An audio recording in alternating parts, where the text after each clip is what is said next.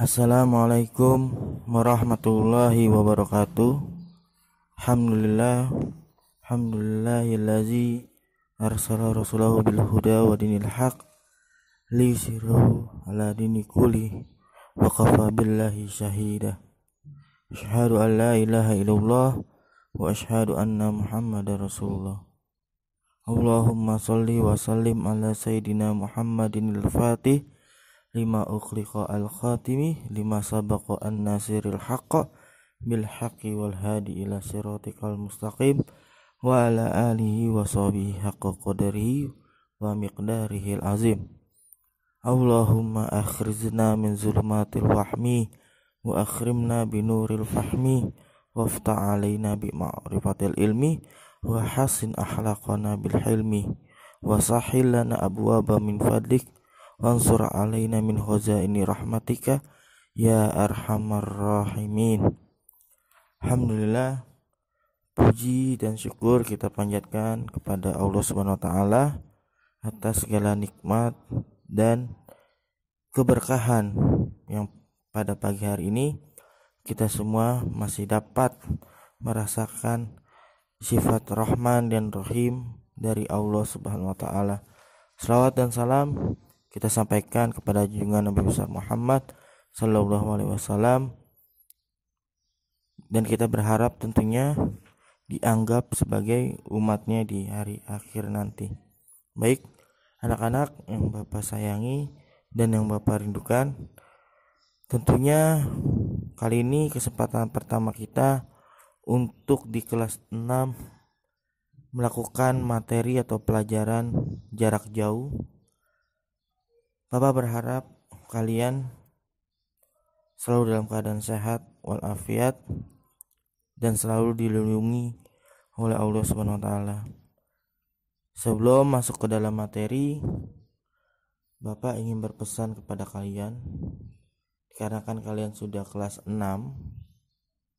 Bapak mengharapkan kalian lebih fokus dalam belajar, jangan mudah tergoda pada teman-teman lingkungan kalian untuk keluar bermain-main di waktu belajar, karena nantinya kalian akan rugi waktu, rugi tenaga, dan masa depan kalian akan rugi.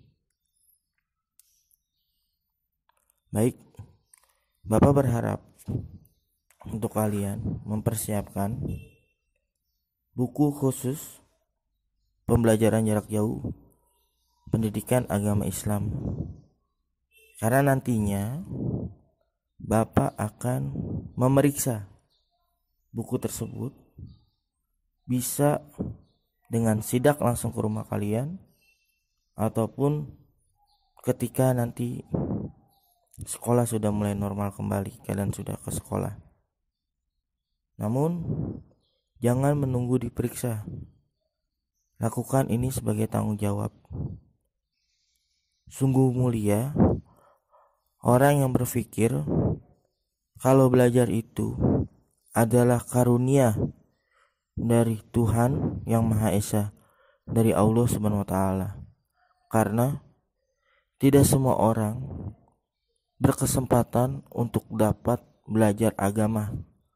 Betapa banyak orang yang hidupnya bergelimang harta, namun di akhir kematiannya harta tersebut diperebutkan oleh anak-anaknya karena tidak ada agama. Jadi mumpung kalian masih al-waladul shaghir al-akhlaqul hasanah, kalian dari sejak kecil harus berperilaku baik dalam pandangan agama, yaitu dengan mempelajari ilmu agama.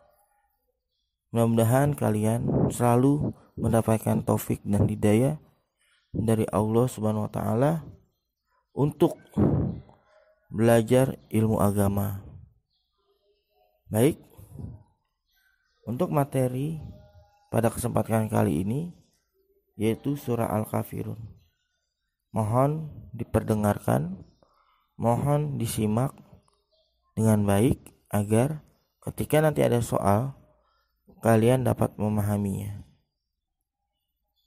Al-Quran merupakan kitab suci yang terakhir diturunkan oleh Allah Subhanahu wa taala. Bismillahirrahmanirrahim. Kepada Nabi Muhammad sallallahu alaihi wasallam, Al-Quran merupakan pedoman hidup bagi seluruh umat Islam, hingga terdapat di dalam Al-Quran petunjuk dan aturan hidup yang mengatur segala hal dalam seluruh aspek kehidupan manusia. Jadi sangat rugi jika kita yang mengaku sebagai umat Islam, jika kita yang mengaku sebagai umat daripada Nabi Muhammad SAW, tapi menolak mempelajari ilmu agama Islam. Karena sudah dijelaskan di dalam agama bahwa Al-Quran itu adalah petunjuk dan aturan hidup. Bagaimana kita bisa hidup dengan baik apabila kita sendiri tidak mempelajari ilmu agama Islam. Dan Al-Quran merupakan kitab suci yang paling sempurna, dan sebagai penyempurna kitab suci sebelum yang diturunkan oleh Allah Subhanahu wa taala. Ya, di pelajaran sebelumnya, di kelas sebelumnya kita sudah mempelajari bahwa ada beberapa kitab yang diturunkan kepada nabi selain Nabi Muhammad, dan Nabi Muhammad adalah nabi terakhir, dan Al-Quran adalah kitab suci yang paling sempurna dari kitab-kitab yang diturunkan Allah kepada nabi-nabi sebelumnya. Jadi setiap umat Islam wajib untuk mempelajari Al-Quran. Bagaimana kita mempelajari Al-Quran? Yaitu dengan kita datang ke pengajian, cari guru agama di lingkungan kalian, minta ajarkan bagaimana tata cara kita beribadah, apakah wudhu kita sudah benar atau belum, apakah sholat kita sudah benar apa belum, rukun-rukun wudhu kita sudah ngerti atau belum, syarat sah wudhu sudah ngerti atau belum, dan ilmu-ilmu yang menyempurnakan ibadah kita. Kita harus mempelajari itu agar kita tidak termasuk dari orang yang rugi. Apabila kita benar, lurus, ada di jalan agama, insya Allah kita akan mendapatkan kemudahan di hari kiamat nanti. Di dalam pepatah bahasa Inggris dikatakan, do will you do, play will you play. That's the way to be cheerful and gain. Yaitu apabila kita ingin bermain, silakan bermain. Apabila kita ingin istirahat, silakan istirahat. Tapi apabila kita sedang belajar, belajar yang benar. Jangan kita mencampur adukan antara istirahat, bermain, dan belajar. Semua sudah ada porsinya masing-masing. Al-Quran pun mengajarkan seperti itu. 8 jam untuk ibadah, 8 jam untuk belajar, 8 jam untuk istirahat. Lalu bagaimana kita bisa melanggar itu sedangkan kita mengaku sebagai umat Nabi Muhammad, tapi kita tidak berupaya menjalankan perintah Al-Quran? Ada yang salah di dalam diri kita. Mudah-mudahan anak-anak Bapak, kalian dapat memahami pelajaran kita kali ini, bahwa kita sebagai umat Nabi Muhammad SAW harus berupaya untuk selalu mempelajari ilmu syariat agama. Agama apa? Agama Islam. Al-Islamu huwa dinul lazi ja'a bihi Sayyiduna Muhammadun sallallahu alaihi wasallam li sya'adati basyarifi ma'asihim wa ma'adihim. Agama Islam ialah agama yang datangnya bersama dengan Nabi besar Muhammad sallallahu alaihi wasallam. Untuk siapa agama Islam diturunkan dan dibawa dan diajarkan oleh Nabi Muhammad untuk manusia li sa'adati, untuk manusia bahagia, basyari li sa'adati, untuk kebahagiaan, basyari manusia. Manusia yang gimana? Manusia yang punya akal, yang sadar bahwa dunia ini hanya sementara. Nanti kita akan kembali kepada akhirat, kekal hidup di sana. Apabila kita di dunia mempelajari ilmu agama, berupaya menjalankan perintah agama, insya Allah kita akan kekal di akhirat nanti bersama orang yang kita cintai, orang yang mempelajari ilmu agama, orang-orang tua kita. Kita ada di dalam surga. Amin ya rabbal alamin. Jadi seperti itu, ma'asihim wa ma'adihim. Nggak hanya di surga, nggak hanya di hari akhir, ma'asihim, di tempat kehidupan kita. Tempat kehidupan kita yaitu dunia. Kita akan mendapatkan kebahagiaan.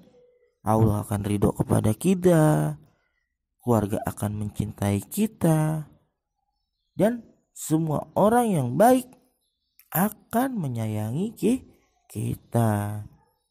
Jadi seperti itu, anak-anak yang Bapak sayangi dan Bapak rindukan, rugi dan amatlah rugi jika kita tidak mempelajari Al-Quran atau kita tidak mempelajari syariat ilmu agama. Di dalam Al-Quran terdiri dari 114 surat dan terbagi atas dua golongan. Ada yang dinamakan surat Makkiyah karena diturunkannya di kota Mekah, ataupun ada yang dinamakan surat Madaniyah karena diturunkannya di kota Madinah. Dan surat Al-Kafirun yang saat ini menjadi materi pembelajaran kita itu diturunkannya di kota Mekah. Jadi surat Al-Kafirun termasuk golongan dari surat Makkiyah. Benar. Surat Al-Kafirun terdiri dari 6 ayat. Di dalam Al-Quran, surat Al-Kafirun berada dalam urutan surat yang ke-109. Baik, Bapak ulang materinya, Bapak rangkum, Bapak ringkas bahwa Al-Kafirun itu adalah surat yang diturunkan di kota Mekah dan dinamakan surat Makkiyah. Surat yang terdiri dari surat ke-109 pada Al-Quran dan terdiri dari 6 ayat. Surat di dalam Al-Quran pun surat Al-Kafirun surat yang ke-109. Al-Quran terdiri dari 114 surat. Dan Al-Quran diturunkan oleh Allah Subhanahu wa taala kepada Nabi kita, Nabi besar Muhammad Sallallahu Alaihi Wasallam. Untuk apa? Untuk kebahagiaan kita, li syahadati, kebahagiaan kita, basyari, manusia, fi ma'asihim, di tempat kehidupan kita, wa ma'adihim, dan di tempat kembali kita, yaitu di akhirat nanti. Dan di dalam surat Al-Kafirun pun itu ada isi kandungannya. Ada satu riwayat ketika itu orang-orang kafir berusaha untuk mengacak-ngacak agama Islam dari dalam. Jadi mau berupaya merusak ajaran agama Islam dari dalam. Maksudnya dari dalam itu tidak memerangi, tapi menyusup untuk merusak ajaran agama Islam. Dengan cara apa? Menyamai ajaran agama. Contohnya begini. Mereka berusaha, misalkan nih, mohon maaf ya, ini kita belajar agama, bukan menceritakan, bukan membicarakan ajaran agama orang lain. Tidak. Ini kita belajar agama, bahasa agama. Jadi bukan untuk menceritakan agama lain, paham ya? Jadi misalnya begini, hari Jumat orang-orang di luar agama Islam ikut-ikutan tuh berusaha untuk ikut sholat Jumat. Tapi pas mereka ada kegiatan ibadah lain di hari Minggu, orang Islam disuruh ibadah juga di hari Minggu. Itu namanya mengacak-ngacak, karena sesuatu yang sudah beda tidak harus disamakan, dan sesuatu yang sama tidak boleh dibeda-bedakan. Di sini diturunkanlah surat Al-Kafirun kepada Nabi Muhammad, karena latar belakang tadi orang-orang kafir mengajak kepada Nabi Muhammad untuk beribadah secara bersama dengan cara mengikuti ibadah dan menyembah Tuhan yang diyakini. Tidak bisa seperti itu. Kita harus bertoleransi. Kita harus memiliki tenggang rasa, tapi bukan dalam soal peribadatan. Jika dalam soal peribadatan kita sudah memiliki aturan yang tidak bisa dibuat-buat. Aturan itu dari mana? Ya dari Allah Subhanahu wa taala. Jadi kalau sudah sifatnya tauhid ataupun sudah sifatnya keyakinan, tidak bisa kita disama-samakan, tidak bisa kita ikut-ikutan dengan agama-agama lain. Paham ya? Tapi jika sifatnya sosial, jika sifatnya persaudaraan yang tidak ada hubungannya dengan keyakinan, agama kita lebih mengajarkan untuk kita memiliki rasa tenggang rasa, rasa toleransi, rasa saling menghormati antar sesama pemeluk agama yang berbeda keyakinan kepada agama kita. Jadi agama Islam sudah sangat sempurna. Apabila udah soal keyakinan, tidak bisa kita disama-samakan. Ajaran agama tidak boleh disama-samakan. Tapi jika soal sosial, membersihkan got di jalan, keamanan siskamling, dan kegiatan sosial lainnya, agama sudah mengatur itu semua. Agama Islam sudah mengatur itu semua. Untuk apa? Saling tenggang rasa, sosialisasi, toleransi. Jadi Bapak ingin menjelaskan dan menegaskan kepada kalian, jika soal toleransi, agama kita, agama Islam sangat bertoleransi. Karena kenapa? Agama kita tidak memaksa orang untuk memeluk agama Islam. La ikraha fid din. Tidak ada paksaan untuk memeluk agama Islam. Itu sudah sifat toleransi yang sangat tinggi dari agama kita. Dan agama kita sudah mengajarkan apabila ada orang yang berbeda keyakinan di penduduk kita atau di lingkungan kita, tapi dia tidak memerangi agama kita, sudah seharusnya kita menjaga dia. Contoh, di lingkungan RT kita ada orang beda keyakinan, bukan orang Islam, tapi dia tidak memusuhi agama Islam. Kita diajarin sama agama kita untuk apa? Menjaga itu orang yang beda keyakinan agar hidupnya nyaman. Tapi ketika dia memerangi agama kita, berusaha untuk mengacak-ngacak agama kita, kita angkat senjata. Seperti itu contohnya. Angkat senjata apa? Pistol-pistolan pasar gembrong. Nggak, itu bukan buat kalian. Itu untuk pelajaran-pelajaran di atas kalian. Untuk kalian yang masih kelas 6 SD, cukup apa? Cukup mempelajari alif bata. Yang belum bisa baca Quran, pelajari alif bata. Yang belum ngerti cara wudhu, pelajari cara wudhu. Yang belum bisa sholat, pelajari cara-cara sholat. Ngaji di lingkungan kalian. Bilang sama orang tua kalian, Ma, Bunda, Papa, Ayah, aku ingin ngaji deh sama guru agama, sama guru ngaji di lingkungan kita. Tolong dong anterin aku ngaji, kenalin aku sama gurunya. Cari guru-guru yang benar-benar guru agama, benar-benar ngajarin cara berwudu, cara sholat, pasti nanti ketika kalian dewasa dan ketika orang tua kalian sudah senja, sudah kakek nenek merasakan begitu manfaatnya ilmu agama, begitu manfaatnya kita mempelajari agama sejak kecil.